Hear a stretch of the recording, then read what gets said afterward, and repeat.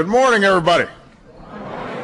It is wonderful to see all of you, and wonderful to have one of the best partners that anybody could have in elected office, our Vice President, Joe Biden.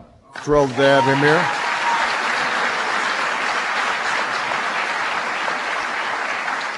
I want to thank Staff Sergeant Miller for the gracious introduction. I want to thank President Merton for his hospitality. There are a couple of people here who deserve all the credit because they got a very tough bill done, and part of the reason they were able to get it done was just because of their extraordinary personal credibility. These are one is new to the Senate, and one had been there a while. And yet, together, they formed an incredibly formidable team. They're both class acts. Please give a big round of applause to Virginia's own John Warner and Jim Wade.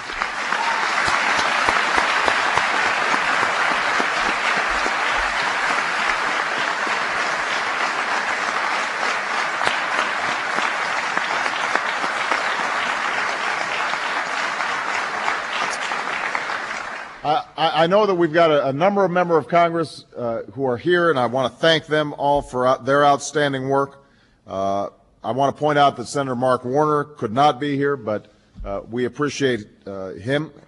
We've got the Secretary of Veterans Affairs, a hero in his own right, General Eric Shinseki, and I want everybody to please acknowledge him.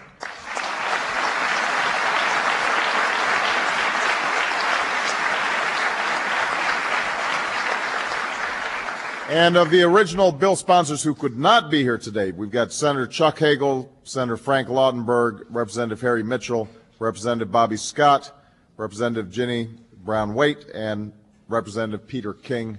All of them worked hard along with the delegation that is present, and so we are very grateful to all of them. I want to join all of today's speakers in thanking those of you who worked so hard to make this occasion possible. But above all, I want to pay tribute to the veterans who are now advancing their dreams by pursuing an education. Obviously, I'm honored to be here and to renew our commitment to ensure that the men and women who wear the uniform of the United States of America get the opportunities that they have earned. I was a proud co-sponsor of the post-9/11 GI Bill as senator. I'm committed to working with Secretary Shinseki to see that it is successfully implemented as president. And we do this not just to meet our moral obligation to those who sacrificed greatly on our behalf and on behalf of the country. We do it because these men and women must now be prepared to lead our nation in the peaceful pursuit of economic leadership in the 21st century. This generation of servicemen and women has already earned a place of honor in American history. Each of them signed up to serve, many after they knew that they would be sent into harm's way.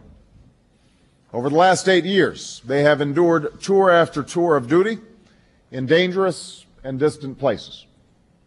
They've experienced grueling combat from the streets of Fallujah to the harsh terrain of Helmand Province. They've adapted to complex insurgencies, protected local populations, and trained foreign security forces. So by any measure, they are the authors of one of the most extraordinary chapters of military service in the history of our nation. And I don't make that statement lightly, for we know that anyone who puts on the uniform joins an unbroken line of selfless patriots that stretches back to Lexington and Concord. The freedom and prosperity that we enjoy would not exist without the service of generations of Americans who are willing to bear the heaviest and most dangerous burden. But we also know this: the contributions that our servicemen and women can make to this nation do not end when they take off that uniform. We owe a debt to all who serve, and when we repay that debt to those bravest Americans among us, then we are investing in our future. Not just their future, but also the future of our own country. Now, this was the lesson that America was sometimes too slow to learn. After the Civil War and World War I, we saw far too many veterans who were denied the chance to live their dreams. Men who were unable to find in peace the hope that they had fought for in war. And FDR knew this. In 1943, before the beaches of Normandy were stormed and the treacherous terrain of Iwo Jima was taken, he told the nation that the veterans of World War II would be treated differently. He said that they must not be demobilized, and I quote, to a place on a breadline. Demobilized to a place on a breadline or on a corner selling apples. Instead, Roosevelt said, the American people will insist on fulfilling this American obligation to the men and women in the armed forces who are winning this war for us. That is precisely what the American people did. The GI Bill was approved just weeks after D-Day and carried with it a simple promise to all who had served. You pick the school, we'll help pick up the bill.